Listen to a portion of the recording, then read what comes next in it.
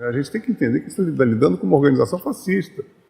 E quando a gente fala fascismo, o fascismo ele é primo irmão do socialismo, porque são vertentes políticas que preconizam um Estado enorme.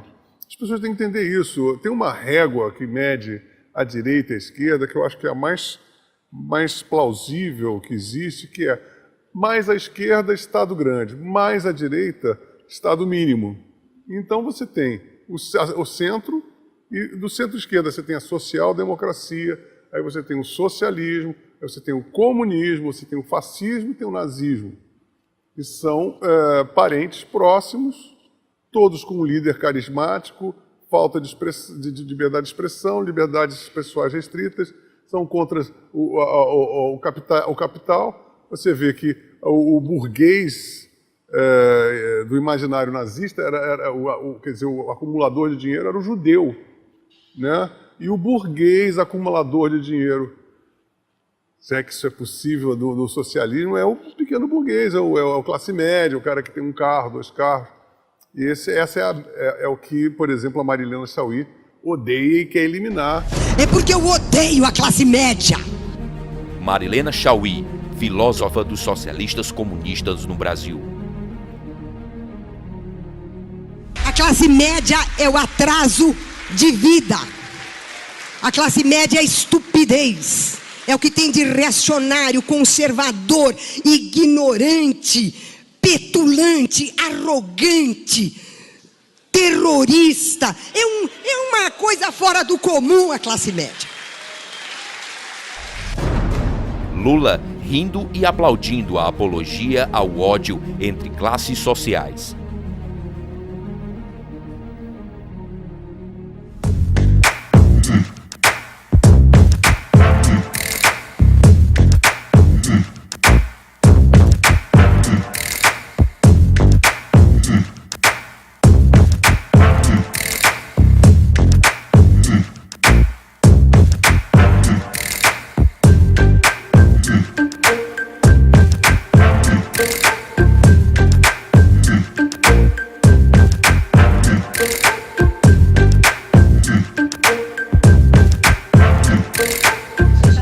Mesmo, bandana, bottom, boina, boné, adesivo pro carro, adesivo pra casa, bandeirinha do PT. A gente comprava pra ajudar na campanha do Lula.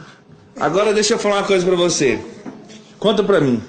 Em nome da corrupção de toda a ladroagem do Brasil, você está livre desse mal? Graças a Deus. Você vai votar no PT mais alguma vez? Nunca mais. Aleluia! Gente, ó, existe salvação! Salvação! Salvação! Essa aqui foi resgatada, não é mais petista. Você é o quê? Você é ex-petista, né? Ex-petista, ela não precisou de... Nem precisou de ir ao Universal, gente. Nem precisou. É isso aí.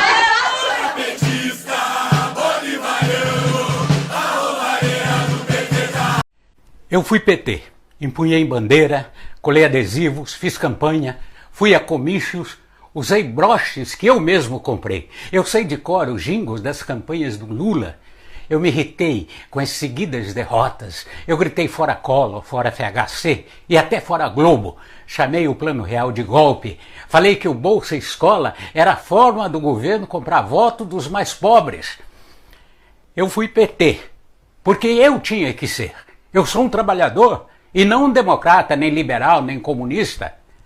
Então o Partido do Trabalhador era o lugar do cara que teve que trabalhar para pagar a faculdade e sabia que teria que continuar trabalhando duro para comprar a sua casa, para pagar o seu carro, para pagar as suas viagens. Eu fui PT por ideologia e não fisiologia. Não ganhei um centavo, não viajei de graça, não estudei de graça e nem acho graça nas coisas de graça. Eu nunca achei golpe o pedido de impeachment do Collor e nem os diversos pedidos manejados contra Itamar ou FHC. A Constituição atribui a representantes eleitos pelo povo a função de processar e julgar o presidente. E eu acho isso extremamente democrático. Eu fui PT. No ano de 2002, eu enviei cartões de Natal aos meus queridos amigos com a frase: "A esperança venceu o medo". Eu estava trabalhando na madrugada daquele Natal. Eu fui PT. E se as redes sociais existissem naquela época, eu compartilharia textos, não do Jean Willis ou da Jandira, porque eu li Hélio Bicudo, Cristóvão Buarque, Fernando Gabeira, e eles não são mais PT. Eu fui PT até quando deu para ser. Até o dia em que o T de trabalhador foi substituído pelo T de trapaça, de trambique, por que não de traição. O Partido dos Trabalhadores se agarrou ao poder e abraçou Renan, Sarney, Collor e até o Maluf. Criou fantasias e contou mentiras, soltou a mão de pessoas honestas e sérias, e foi aí que eu deixei de ser PT. E outra coisa, essa bandeira é um símbolo de algo que eu acreditava. Eu peço desculpa a todos vocês aqui, homens, mulheres, crianças e idosos, porque eu já fui PT. Infelizmente, eu já fui PT.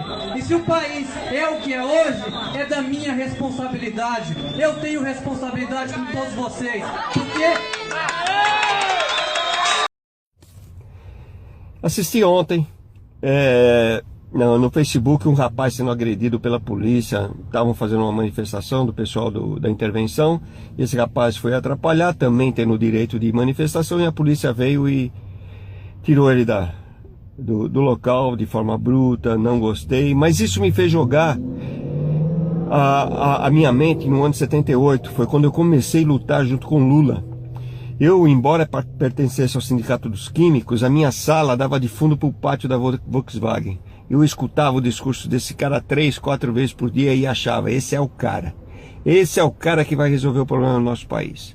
E na época a gente vivia num regime de controle militar, e a gente achava que era horrível isso, que era feio, porque tinham matado muita gente, tinham sumido com muita gente, e a gente queria liberdade, a gente queria democracia ampla, plena e irrestrita. Bom, lutei junto com esse partido. Até que hora? Até a hora que nós fizemos uma excursão para ir para Brasília protestar. Num aumento do BNH, alguma coisa assim. Vamos para Brasília? Vamos. Eu paguei do meu bolso e fui. Quando cheguei em Brasília, nós fomos largados na mão. Nós fomos largados lá sem pai e sem mãe. Porque os deputados, os políticos, Lula, seja lá o que for, até o irmão do Lula foi largado no meio disso tudo, o Frei Chico. Esse cara é tão canalha que até que o irmão dele sacaneou. Quando demos por fé, nós estávamos sendo detidos pelo Newton Cruz. Época do regime militar, Newton Cruz, o que leva você a pensar? O que te ensinaram até hoje? Ah, sumiram com eles, sumiram com alguns deles. Não.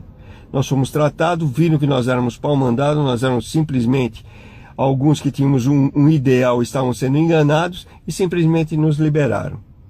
Não nos enquadraram na Lei de Segurança Nacional como fizeram com tantos outros. Bom, conclusão. Nesse dia a ficha caiu. Eu vi que essa corja era uma corja de vagabundo, uma corja de salafrário. Deixaram a gente em linha de frente para morrer na mão do inimigo. E eles ficaram na retaguarda. Djalma Bom, Expedito Soares e tantos outros aí. Em conclusão disso, eu me vi espelhado nesse jovem. Eu lutei por um ideal, embora tenha lutado do lado errado. Embora não sabia o que eu estava fazendo, porque tinham feito uma lavagem cerebral em mim. Por isso que eu quero dizer, eu sei que eles estão aí, estão vendo na internet, não se deixe levar por babaquice, não se deixe levar. Comunismo, socialismo é utopia. Isso só serve para encher as burras de pessoas de má índole, como é o Lula, como é Dilma, como é Dirceu, como é todos esses salafrários que estão ocupando o nosso governo hoje. Encheram as burras de dinheiro, o dinheiro está tudo fora do país, e na hora que o Brasil explodir, ele está pouco se lixando com vocês. Pouco se lixando, porque eles vão estar num bem bom, e você aí vai estar ferrado. Bom, gente, o nosso país não é para viver assim. Mas eu queria te dar uma outra estatística muito grande. O chamado ditadura militar, tá? Que não foi uma ditadura, que na realidade foi uma intervenção militar, mas, se querem dizer ditadura, vamos considerar. Ditadura militar matou quantas pessoas no Brasil? Sumiram, desapareceram. 300 pessoas. É gente pra dedéu. Eu não queria que morresse uma pessoa por causa dessa briga pela intervenção militar. Espero principalmente que brasileiro não brigue contra brasileiro. Porque o que aconteceu aí foi os militares que sumiram com algumas pessoas. Eu concordo com isso. Não vou brigar com você e não vou discutir. Realmente aconteceu isso. Para pôr ordem na casa tiveram que fazer isso. A ditadura do Pinochet no Chile, quantas pessoas assumiram? Quantas pessoas assumiram? 3.000 pessoas. Foi muito mais. Agora, quem que o Castro derrubou lá em Cuba? Vocês sabem? Fulgêncio Batista. Na ditadura de Fulgêncio Batista, quando ele assumiu o poder, quantas pessoas morreram? 3.000 pessoas também. Se você for considerar o tamanho do Chile, o tamanho de Cuba, morreu muito mais pessoas em Cuba. Bom, enfim, isso foi as ditaduras militares que fizeram. Agora eu vou te mostrar uma ditadura comunista. Sabe quantas pessoas a ditadura comunista de Castro matou? Tem noção? 115.127, estatística tomada até o dia 7 de agosto do ano de 2004. Isso fornecido pela esquerda brasileira. 115.000 pessoas. Como me tornei ex-PT? Outra coisa a se considerar no meu caso, eu passei 11 anos fazendo campanha para o PT. Por quê? Eu nunca colei na história. Eu já fiz psicanálise. Porque eu tinha que dizer, olha, eu me sinto um otário num país que eu nunca colei, eu faço questão de dizer isso, e eu acho que eu sou soberbo falando para o psiquiatra, porque eu nunca colei. Então, quando eu apoiei o Lula, quando apoiei o Lula e o PT, eu nunca achei o PT grandes coisas, mas achei que era um momento histórico de uma alternância no poder, da gente poder provar que o PT, ao que o PT veio. Já que a bandeira do PT era ética, moral, honestidade, não vai ter roubalheira, esse era o mote do PT. Então, a minha situação, com 11 anos, eu comecei a defender o PT em 1989 e terminei em 2000, logo no início, logo depois, quando eles foram eleitos, quando começaram aquela coisa do bingo, eu passei, inclusive, 2 anos silente para poder saber. Se bem que, por exemplo, na própria campanha do PT, eu fui fazer uma campanha para um vereador chamado Albertão, lá em Guarulhos. Eu estava fazendo rádios comunitárias, estava no Capão Redondo. De repente me entra um sujeito, um colombiano, com uma maleta, abriu uns $150 mil, e o cara era das Farc, ele deu aquele dinheiro para a campanha do cara. Então, assim, você tem que entender que eu, no meu caso, eu não estou aqui indignado porque eu estou lendo a Veja, eu estou lendo notícias de segunda mão. Eu estou dentro da situação. Eu conheço das pessoas que estão lá dentro de Brasília. Eu fui dentro do movimento dos Sem Terra. Eu estava ali. Eu entrei de gaiato, tipo assim, nem de gaiato, mas eu pensei assim, eu nunca fui comunista, eu nunca fui de esquerda. Eu fui um artista, um caso amoral. Eu quero ver o que esses caras têm a dizer. Eu entrei de cabeça. Eu fui no comitê do Lula em 2002 para 2003 na eleição. Até tem um vídeo, todo mundo, ele estava aqui. Sim, eu estava lá. Eu fui cobrar dele e renovar o meu apoio. Eu fiz todos os meus shows durante esses 11 anos, todos de graça, achando que eu estava cometendo um ato cívico. Eu vi depois a tabela dos shows do PT.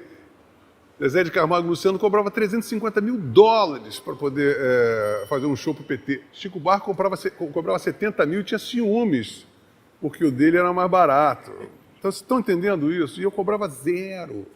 Fiz 11 anos de campanha. E aí fui no comitê do Lula cobrar deles, Ediceu, o Mercadante, estava todo mundo lá, a Marisa. Eu disse, olha, eu não quero nada da minha classe, só queria que vocês dessem uma garantia, que o Brasil daqui a 10 anos vai ser uma nova Coreia do Sul. Vai estar exportando cientista, vai estar ganhando o prêmio Nobel. Isso em 2002, né? Estamos em 2016 e nós somos o penúltimo lugar em educação do mundo. Nós somos um dos piores lugares de saúde do mundo. Nós temos 60 mil assassinatos por ano. Nós somos o campeão mundial de consumo de crack e cocaína. Isso tudo foi conquistado na época do PT. Aí vocês me perguntam, será que eu sou um maluco de passar 2 anos esperando algum resultado do primeiro da eleição de 2000 até 2005. A partir de 2005 eu me tornei oposição. Eu falei assim, não, eu não sou mais isso. Eu me senti envergonhado de estar apoiando uma canoa furada. Porque a partir de 2 anos de governo, para quem já era mal informado como eu me considerei, porque eu fui engabelado, porque já havia vários indícios, o Celso Daniel já tinha sido morto, o Toninho do PT já tinha sido morto, mais 7 testemunhas já tinham sido assassinadas. Eles eram verdadeiramente uma organização criminosa. Eu me responsabilizo por ter demorado ainda por reagir. Isso porque me tornei oposição em 2005. Agora, tem gente que está aí, está acordando em 2013, outros acordando em 2014. Agora, hoje, um cara ainda não ter acordado é indesculpável. Ou o cara é doente mental, ou ele é um canalha. Você não tem uma terceira possibilidade, a não ser a aglutinação duas respostas anteriores. Ou você é um débil mental, ou você é um canalha. Ou você é um canalha débil mental. Você não tem uma outra alternativa nesse cenário. Então entenda você que está ali apoiando o PT, ou você é um canalha, você está se locupletando, está ganhando dinheiro, está roubando, você é da quadrilha, ou você é um débil mental, um demente, ou um pré-demente. Você não tem outra alternativa. Então, na ação penal 502, 21, 79, 78, continuidade do depoimento do senhor Jorge Afonso Argela. Eu havia passado a palavra para o senhor tem alguma coisa que você gostaria de dizer ao final? Gostaria, sim, senhor. Podia, mas não fui eu, não. Foi a mesa diretora e aprovado em plenário, são 24 deputados, aprovado por 17 deputados. E eu respondo essa ação.